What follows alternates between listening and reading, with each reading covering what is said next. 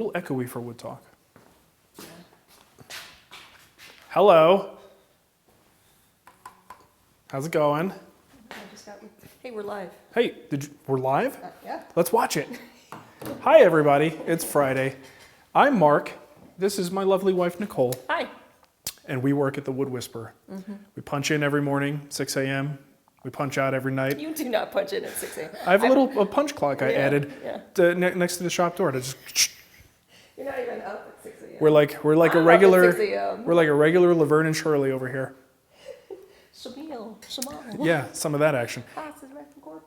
Look, what is it again? I don't know. Okay, neither do I. It just didn't sound right. Look at this. Apple cider. I was going to say, why are you drinking your pee? Well, we're really desperate around here. The water quality isn't so good. It's like the beginning of Waterworld, right? And I spit it into my paper. Have you ever seen paper? All right. So welcome, everybody. It's Friday Live, and we're here to answer some questions, to hang out with you, to say hello and happy holidays. We are taking questions from the Offcut channel. On YouTube. On YouTube. I do put that in the description now on Facebook, so if people read the description, they'll see the link. Very good. Hopefully they'll click it. But it's at youtube.com/woodwhisperoffcuts/live.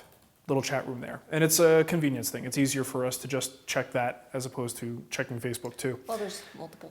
And the way they do these things, I can answer some of those questions on Facebook later, which is what I usually do. So let's get right to it. Now, we have some questions pre-selected from patrons over on Patreon. And if you want to participate in that, it's patreon.com/woodwhisperer. And you get a chance to have your question answered and sort of pre-logged in ahead of time. And if it's something I can prepare for, I will. I try to capture everything, but they kind of go fast. It's very fast. Yeah. And Nicole's not very good at reading either. So, that's my booby. All right. So first question is from Paul. Are we just going to jump into questions and we're not going to? What else are we going to do? I don't know. You did a lot this week. We'll get to it. Okay. Let's get into the meat. People want the meat, Nicole. The meat and the potatoes. Yeah. You give them the potatoes. Baby's going to wake up. Baby's going to wake up, so let's get to it. Paul Gottlieb asked, I'm building a Krenov-style desk. Is it an absolute sin to use metal drawer slides instead of wooden runners? You know, we talked about this on Wood Talk last year sometime. I can't remember exactly when. And we discussed the concept of like fine woodworking and whether or not it's okay to use metal slides. I'm one of those people who in my work, I try to not use the metal slides if I can avoid it. If the piece calls for it though, like if I'm doing shop furniture, no question, I'm gonna use good quality metal overextension slides. It just makes sense. Now that said, it doesn't mean that just because I don't like to use it, doesn't mean that you shouldn't. You know, I think ultimately it's a personal decision. So I don't think there's anything wrong whatsoever with using metal slides in a high quality piece if that's what you want to do. But if you could find a good way to do it with wood, maybe explore that option. But don't make quality sacrifices because sometimes wooden runners just aren't as functionally good as a metal runner. Yeah. You know, like for instance, the overextension. In the shop, is that Ava? Yes, that's Ava. She's coughing. In the shop, I like to pull the drawers out and have them come even further out so I can get all the way to the back of the drawer. If that's a function you want in your drawers, it's going to be really hard to do with wooden slides. Well, and that soft feature too, you can soft close. The soft close. Oh, that's so nice. Good luck doing that with wood, you know. So it is one of those things where you have to really weigh your options. We actually were contacted by AccuSlide. Remember? Oh, really? And a while back, they worked with. Isn't it AccuRide? Oh, AccuRide. Sorry. Okay. AccuSlide. AccuSlide. We're talking about sliding. It could just as easily be called AccuSlide. Yeah. So they do a brand of sliding for cabinets and things like that. So we're talking to him because I don't know if you're building cabinets or what. But. At this point, no. Not anytime soon. All right, so hopefully that helps you out, Paul. Joseph Lapolito says, I'm getting ready to start building an assembly table based on your torsion box assembly table design. Since you built that nearly 10 years ago, is there anything that you would change or do differently if you were to build it again? Now, this is an interesting question because I did build it again, not recently, but probably 4 or 5 years ago. I did build a new one because of my shop changing situation. I gave away the first one and had to build the second one. So let me show it to you. And actually building the second one probably gave me more feedback on what I would do differently. Frankly, I'd probably build it more like the first one. So what I did differently here was I made it a little bit thinner. I didn't really feel like there was such a need for a very thick I can't remember the difference in the size at this point, but if you guys remember the first one, I would say it was at least a solid inch thicker, right? That's just more material, extra work, and extra weight, and you don't necessarily need that. So I went a little bit thinner for this size, and I also went cheaper on the base. What I mean by cheaper was my investment of time. I was being lazy. I made a base that just worked. The problem is it's not very functional. So the top is fine. I hate the base. This base sucks. So if I were to do this again, which is something I can do, right? It's not hard. I could just take the top off and rebuild the base. That would be a very important factor. Focus on the base. It's a great opportunity for storage, but think long and hard about what kind of things you want in there, how many drawers, how many doors. Make it very useful. Because right now, this is just dead space for me. It's not working very well. So that's one thing I would do differently. On the top, to be honest, over the years, I've given it a lot of thought about how necessary it is to have a dead flat surface like this. And I think you could probably get pretty close to dead flat if you are just doing like a layup of a couple sheets of MDF or plywood, something nice and flat that's starting flat. I think you can get pretty darn close. So I don't even know that it's truly necessary to go the torsion box route. It's nice to have it, but even this is not dead flat. I mean, I got it as close as I could, but it's still not, machine shop flat, if you will, right? So think about that. I think sometimes we overestimate how much we need truly dead flat surfaces to build stuff, because the reality is, if you build your joinery square and all of your joints are nice and square and you check for square as you're gluing up and then adjust for it, your projects come out square. And if this table isn't dead flat, to a gnat's wing degree, I don't think it really matters that much. So those are my thoughts on the torsion box. Welcome back, Nicole. Hi. How was your trip? I'm going to have some apple juice. When I speak, you need to be close to me because I don't have a microphone. Yeah. Well, we do this and you yell at me all the time when I walk away and expect me to put my talk. chest in your face. So we just had somebody say hi from Kansas City, and Hey-o. I just want to take an opportunity and it's a little... Ask you to send us some ribs? We're going to be in Kansas City next month. You guys don't realize this, but right now Nicole is gripping the back of my jacket to hold me here. I guess that's a little production note. Don't move, Marc. Don't move. And we're going to be at the woodworking shows. Okay. At least as of right now, Well, it's not in stone, No. but it's in the works. Yeah, so the woodworking shows are going to be coming up soon, and the closest one to us is Kansas City, and so we're going to make the drive and be there. So if you're in the area or want to drive to Kansas City, come hang out. It feels very uncomfortable having someone pull on the back of my jacket while I'm standing here. It's like Mateo is behind me, dude. All right. Well, we tried a 2-microphone setup, and I spent a lot of money to get it to work, and it's a technical problem, and I'll have to figure out a solution, but it puts us into separate channels. So on your end, you would hear me in one speaker and Nicole in the other, and I don't love that. It's going to be annoying. Especially if you're on a bus and you only have one earbud in. Yeah, you would just hear me. Well, it could be nice, because people may only want to hear from one of us. You never know. Okay, so Gregory Baumgardner says, there are so many corn clamp out there. I think he meant corner clamps out there. Which one would you suggest to hold picture frames together? There's a lot of different ways you could do this, Gregory. You're right. There are different clamp systems out there. I think if you're doing a lot of picture frames and maybe a lot of them of particular size, you can probably come up with some nifty shop-made jiggery that might work better than anything I could recommend. But I don't make picture frames all that often, so when I do it, what I find the easiest is some kind of a band clamp system. And this is the Bessie one. This is probably one of the more expensive solutions, but you could certainly find them cheaper. And it's just a simple band clamp solution.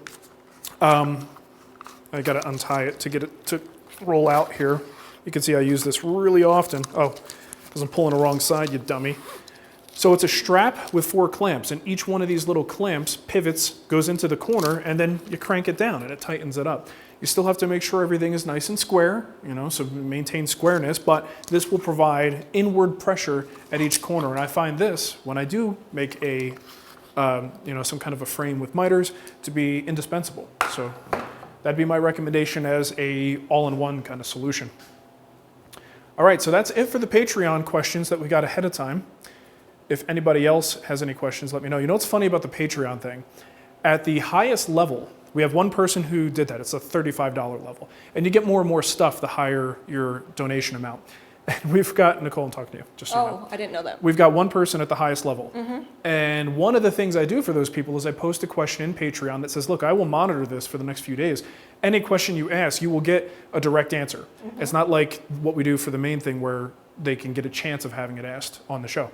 I will definitely answer. And there's one person in there. So I still have to post it. Yeah. And that one person didn't respond. Aw. That's okay. It's okay. They're busy. Yeah.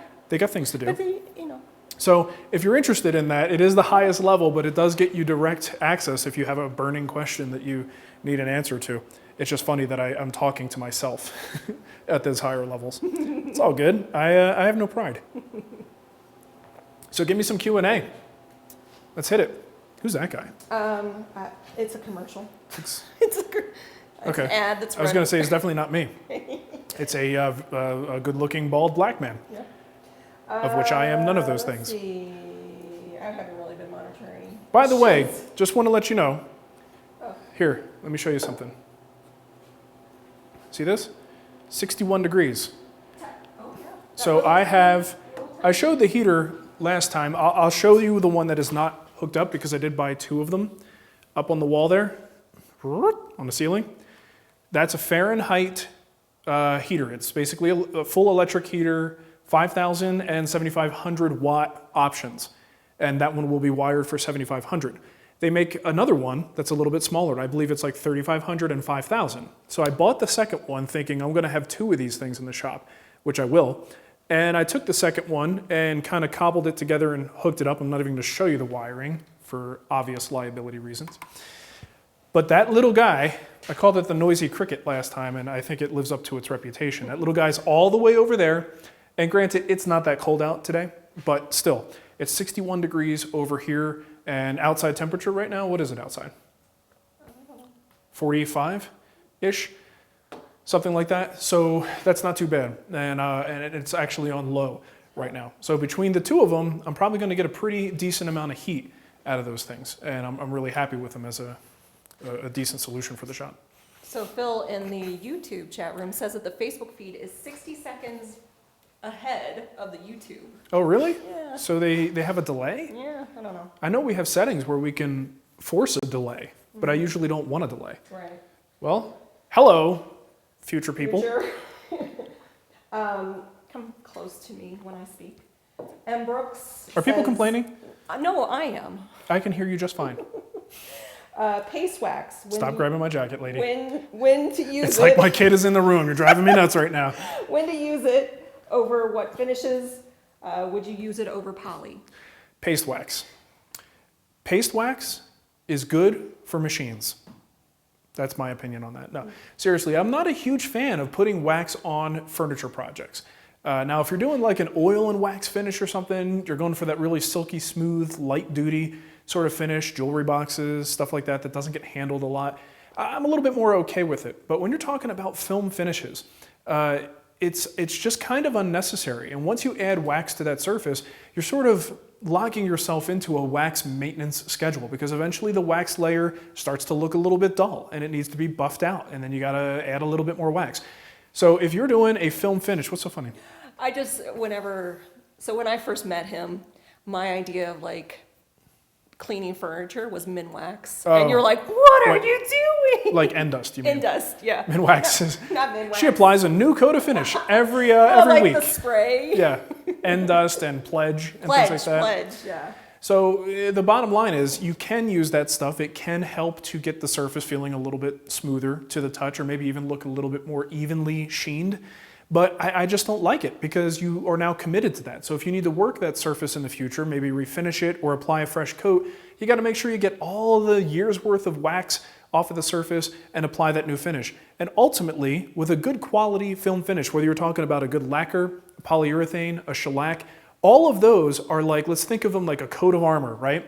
And then you're going to apply a layer of saran wrap on top of that coat of armor. It's not really doing much for you. It's really the finish that's doing the primary work of, making it look pretty as well as protecting it. So I just don't see any need to do that. Now, if your surface isn't perfect when you're done finishing, there are ways that you can buff out the surface using lubricants, and you don't have to use wax. You could still get that gorgeous, smooth baby butt sort of finish, as they say, which, by the way, sometimes baby butts are not so smooth, as we found out.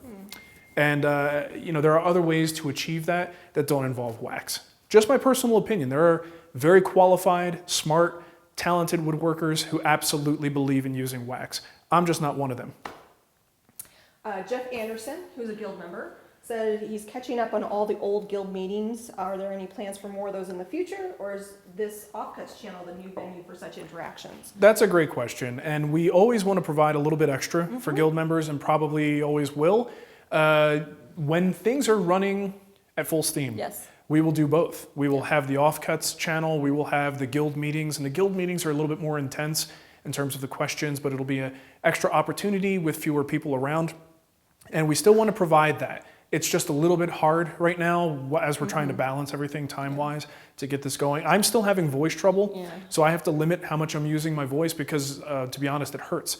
So once everything is under control and back to normal, that is something we want to do.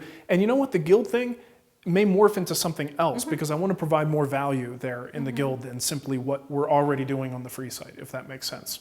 So interviews and things like that, getting other people to join us for those things would be a great way. Have them on a Skype call while we're live and fielding questions. If we can get the tech worked out, that would be awesome. Yeah. Get in our groove. We're going to get in our groove. Get in our groove. And I mean, as you can see, the shop's slowly but surely coming together, but I don't even have any of my tools hooked up. All I have are the DeWalt Flexvolt things set up here, and that's it, temporarily, because I don't even have power yet for everything. Rick told me that... Rick. Saturday Night Live. The tickets for the Kansas City Woodworking Show, they don't go on sale till the 22nd of December. December 22nd. So there That's you like go. Soon, huh? Yeah. It's like next week. Yep. Okay, great. So it's called the Woodworking Shows, and you just Google that and you'll find it. Google it, man. So yeah, if you're in Kansas City, that's going to be awesome. Yeah. I know. Or even just in the area. I mean, we've got a lot of friends when you live in the Kansas Midwest, City. see, I grew up in Missouri, so you just drive everywhere. Just go places. You just drive for no reason. That's what we do. We just drive in the Midwest. Everywhere else, they have a destination in mind, but not in Missouri. Adam wants to know what the name of the heater. Fahrenheit. Heater. Fahrenheit. Oh, is that the name? I'm not sure. Heater. I love it when Nicole repeats something just louder as if I'm stupid and can't hear. Heater. Sorry. It's okay. This is what happens when you have a 5-year-old in the house. You start to talk to each other like your children. Heater. You're making me laugh. It's Fahrenheit is the brand. Should I show this Flexvolt table saw real quick? I definitely think you should show it. Okay, so here's the deal with the Flexvolt stuff, guys. DeWalt is paying for us to do a project featuring their tools. They are not paying me to review those tools. And I don't really like doing reviews anyway, but I will give you opinions and observations and then let you do with it what you will. So in the process of building the arcade cabinet, which is the project I'm working on right now, For who? For us. Nuh-uh. Brian, it's for Brian. Yeah, it's for Brian. Yeah. But it's for us. Right. You're confusing me. So I'm using primarily the table saw and the circular saw. So I can actually talk about those real quick if people are interested. Understand, this is not a paid review. Yeah, they gave me the tools, but they are not paying for this, and I may not have great things to say about every detail. Right. It's just going to be, me passing on a message here. Because they're new to the market, right? Fairly new. I mean, I think I saw them at Home Depot, so it's not like they're unavailable, but they are fairly new. So the only two I have any experience with are what you see right here. I've got the table saw and the circular saw.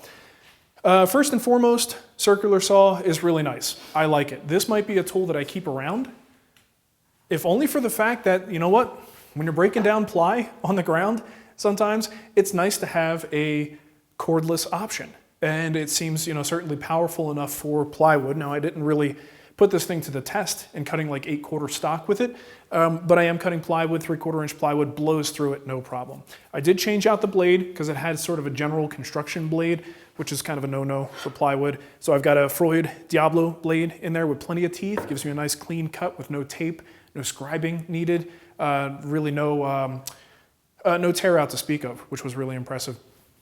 But overall, it's a decent quality, serviceable, usable, cordless circular saw. These already exist, right? So I don't think there's any magic here. It's decent quality, gets the job done. Where the magic comes in is if you're buying into this whole system, and you could swap those batteries out.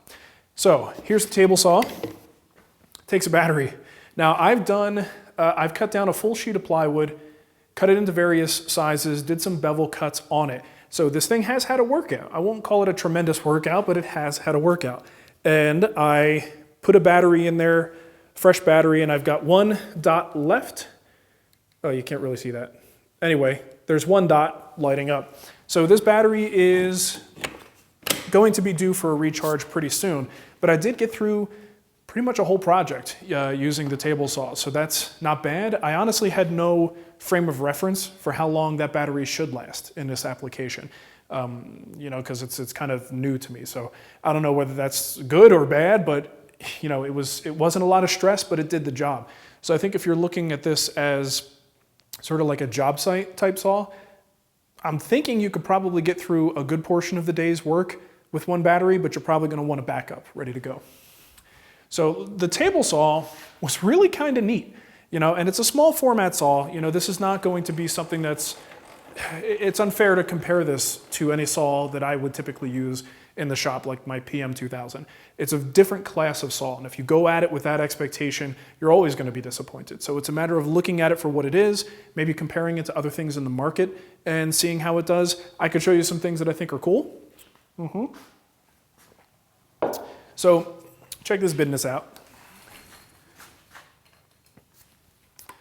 There's a rack and pinion fence adjustment here that is pretty badass. You just basically loosen the fence. There's a little lever down here. Turn this guy, and check this out.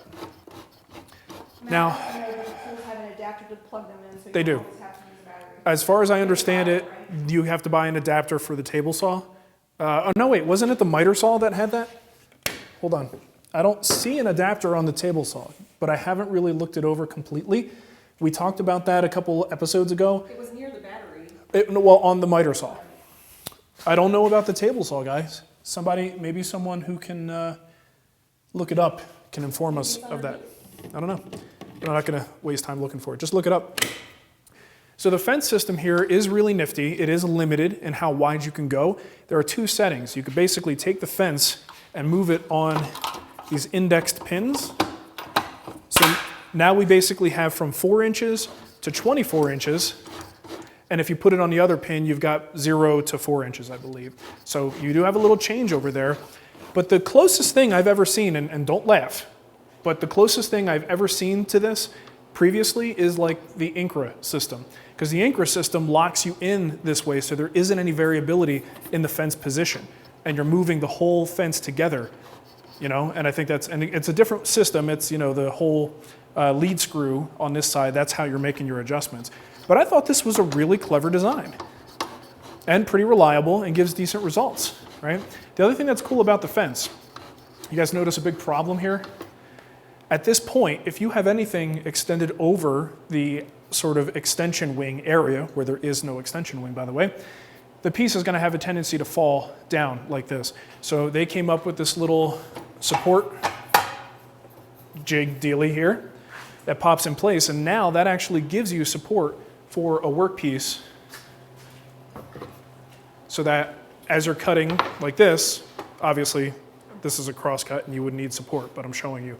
It spans the gap and gives you support through the cut, which I think is pretty cool. And then when you're done with it, you just fold it out of the way. That's pretty nifty. Drew says he doesn't think the table saw is Flexvolt, but I see Flexvolt right there on the side. It's Flexvolt. All right, so when I bring this back in, you know, here's where things can kind of get a little bit iffy, and if you're used to bigger format saws, you may not be so happy with it. The blade, because of how thin it is, it's not a very powerful saw, so the blade has to be a very thin kerf blade. Taking a battery out. So it is not difficult at all if you're moving a piece through here to flex the blade. I mean, you could see just with a little bit of finger pressure, you could flex that blade. So it is what it is. You know, this is the kind of saw that you are taking to a job site and you're making compromises for the sake of portability, right? So you just have to be a little bit more careful not to let those pieces deviate because they will push right into that blade and the blade just keeps cutting.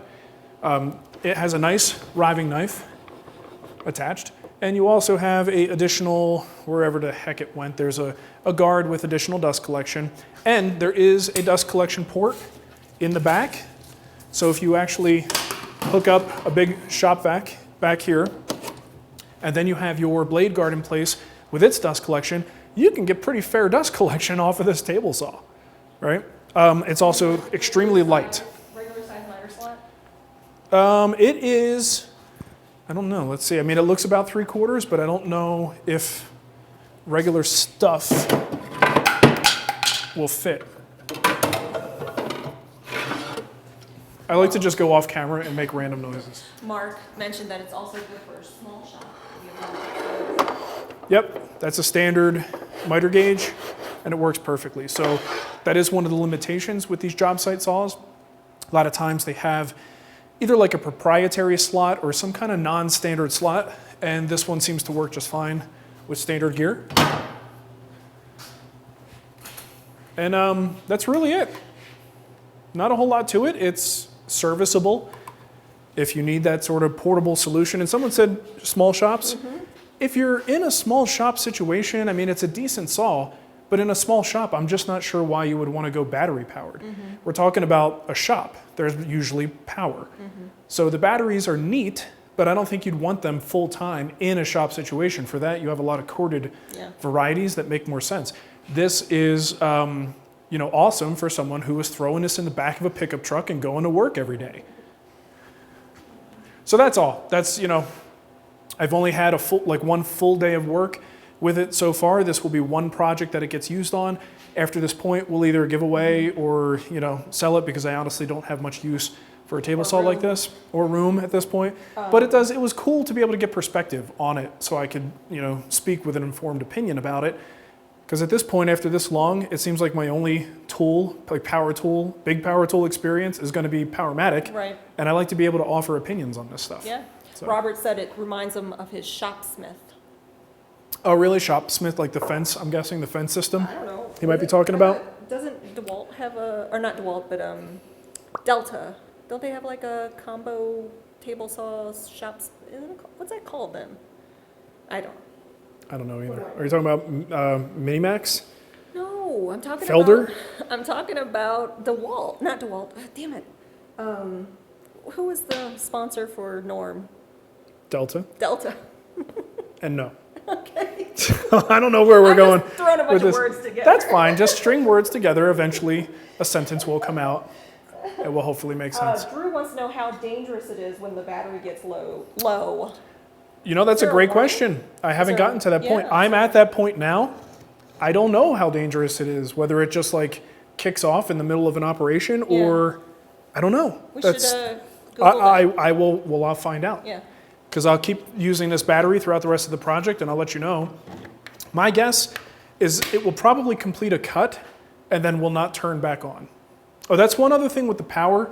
There is a really nice power switch here. And sometimes when you err on the side of safety, you take a hit on convenience. Yeah, Shopsmith is an all-in-one. Shopsmith is? Yeah, what did But you're talking about Delta. Well, who makes Shopsmith? Shopsmith. Okay, so here's the power switch, right? So you lift the flap up and you flick this. I'm going to put the blade down because I do want to turn this on. And you hit the on button. And the problem is this little paddle, which allows you to quickly and easily turn it off.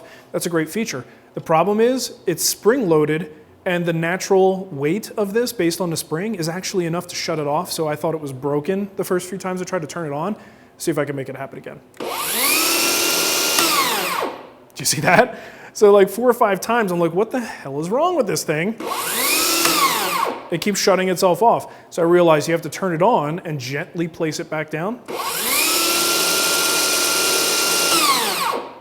So I guess there are worse things in the world than an oversensitive safety switch. You just have to be aware of it. Dad rambles. Yes, he does. Totally.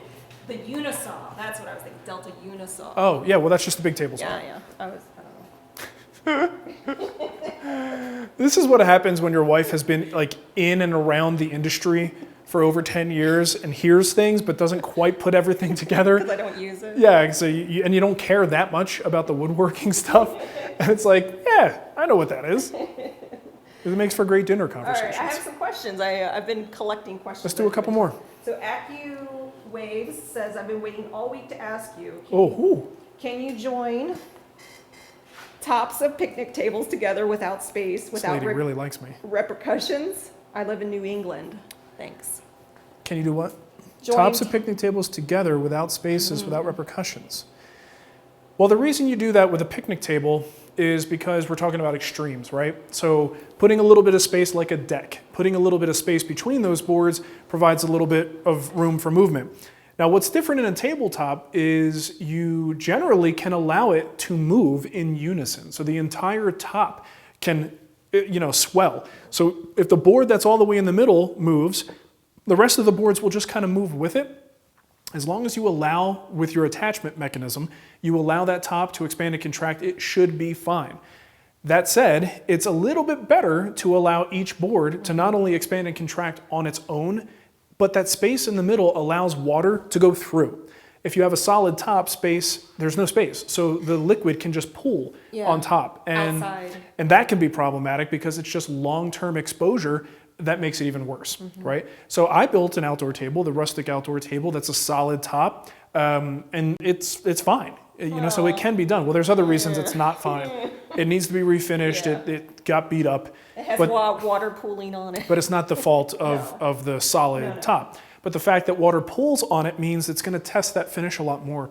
So if you put gaps between your boards, there's more opportunity for that liquid to go away. Yeah, so look on thewoodswhisperer.com, the not so rustic table, and you'll see Not so rustic outdoor table. Yeah. Part 1 and 2. And there you go. Yes, the sequel was fantastic. Let's see. Dean wants to know, do you still plan on building a subfloor? And so will you post the build? I do plan eventually on building a subfloor. The reality of it was that weighing my options, the subfloor was going to be way more work, way more thought exercise, way more than I was ready for. And we need to get back to work. So concrete it is for the time being, and I will just make do with the fact that it's slanted in here. But yes, eventually that is part of the plan, if we ever get there. And Gizankt said, did any new light fixtures go up yet, or just the LED screw-in ones and the new paint? B. It's just still the LED lights and the paint next week. I've got an appointment with the electric company to come out and put the lights in. And the reason I'm having someone do that is because it would just take me way too long and I would do a crappy job.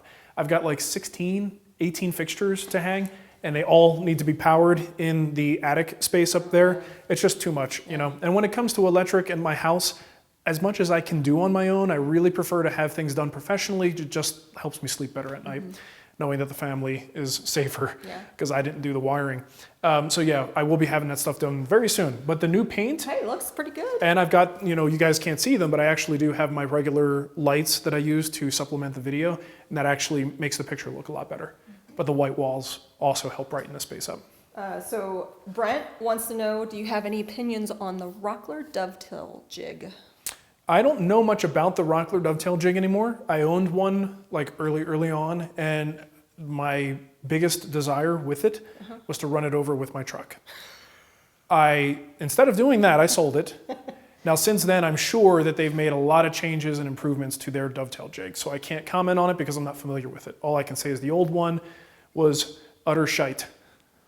Let's see. We've got a couple more minutes to go. Gary says... Oop, there's my timer.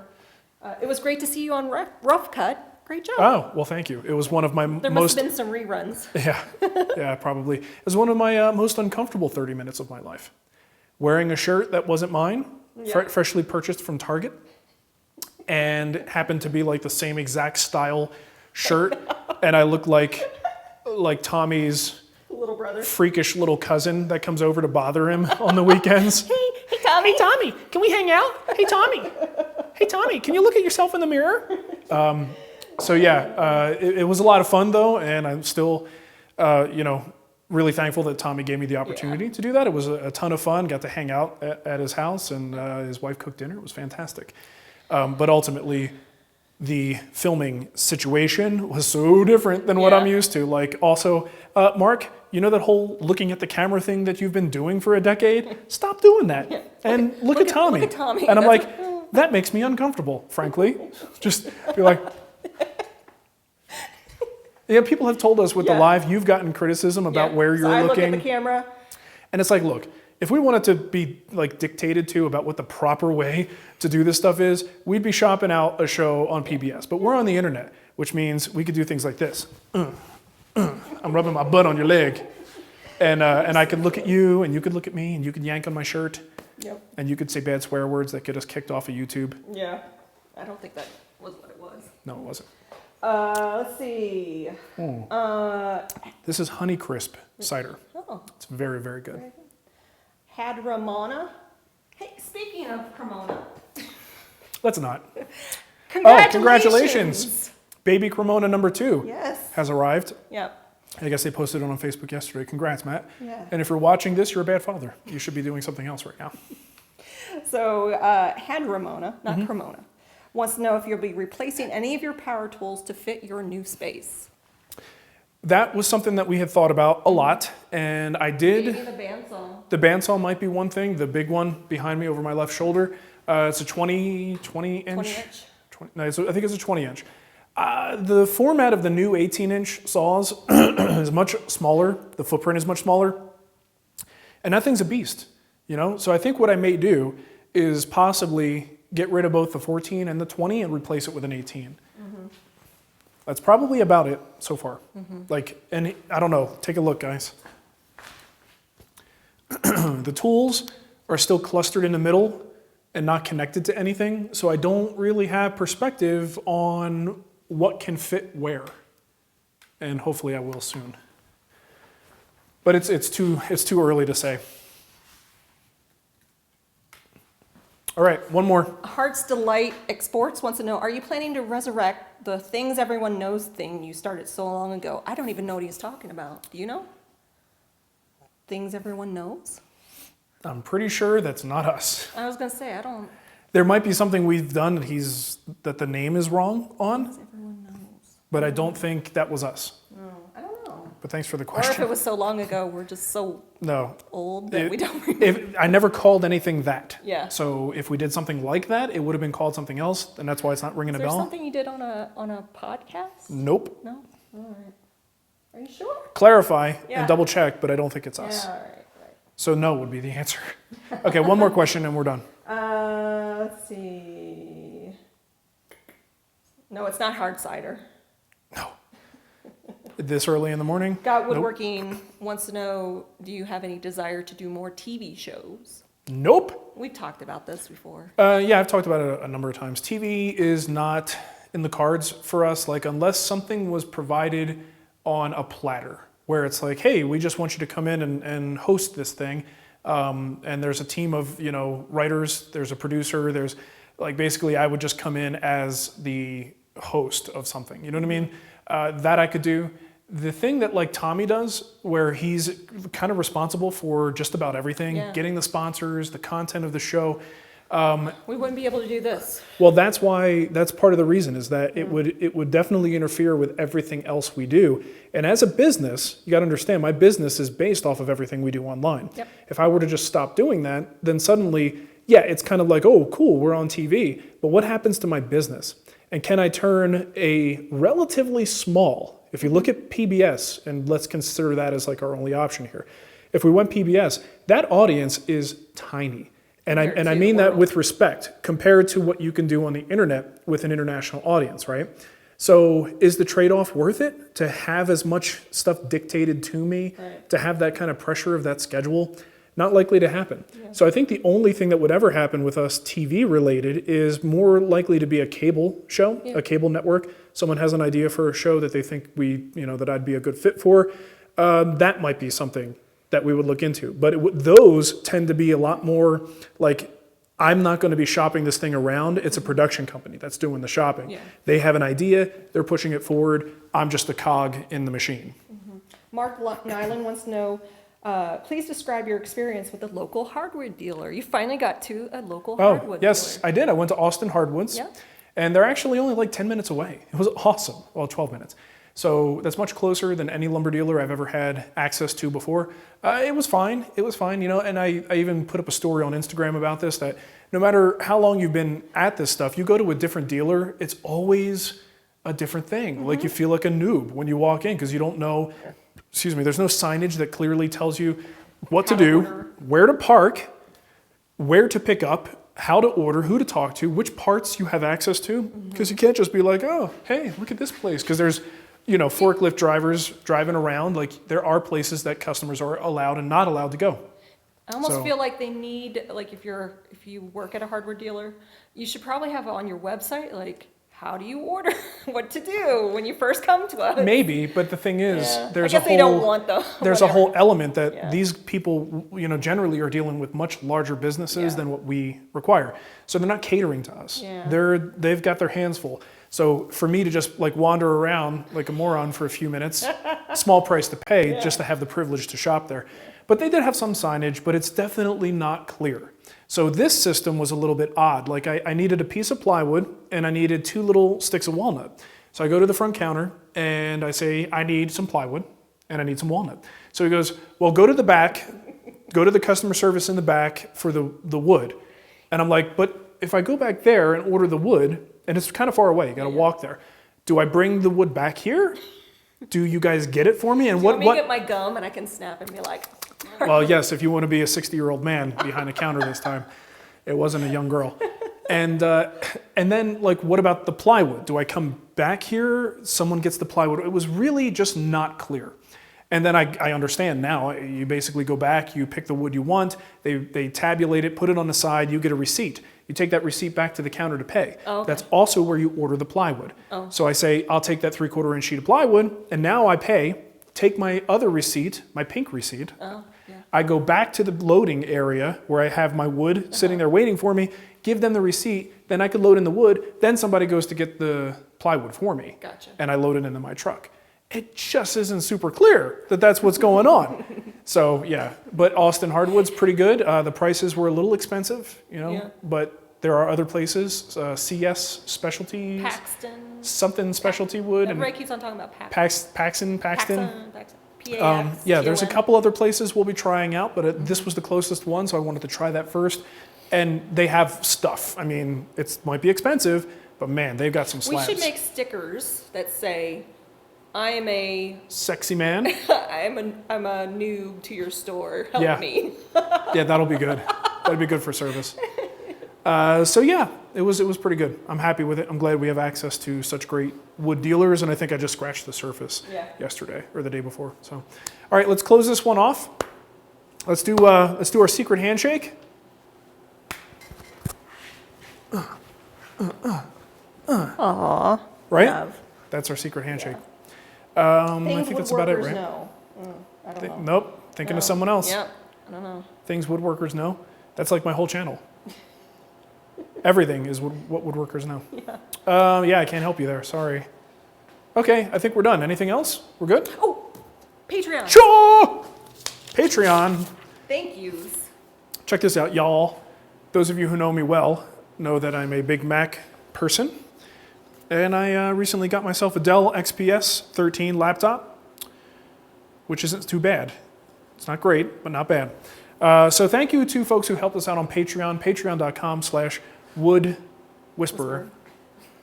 Thanks. That's our name. Yes. Scott Griffith, Joe Andrews, Frederick Honan, Kai Valen, David Albers, Chuck Hart, Craig Warnock, Ken Weinert, Stephen Fields, Gregory Baumgartner, Jeremy Gibbs, David Williams, Gary Taylor, John Kelly, Joseph Overbay, Aaron Skinner, Alex Steinberg, James McGannon, and Ben Martins. Aww. Thank you so much, guys. We really appreciate the support. This Patreon thing is really, it's really helping out. We thank you very much from the bottom of our hearts, especially this time of year when budgets tend to be tight and you have other priorities. We appreciate you helping us out. Definitely. Okay, have a great week. And somebody said it was a video called Not So Common Sense. Oh, okay.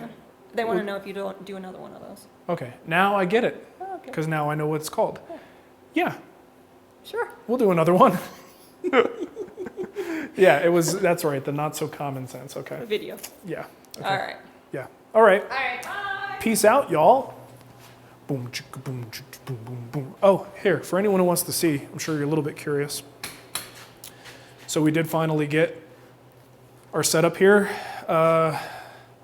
in the shop, and my internet connection and TV as well, because that's going to be important, is in here, and I'm able to have my Cat 6 hardline connection, so I don't have to do Wi-Fi for the broadcasts, and this is so much more convenient than having to go in the house.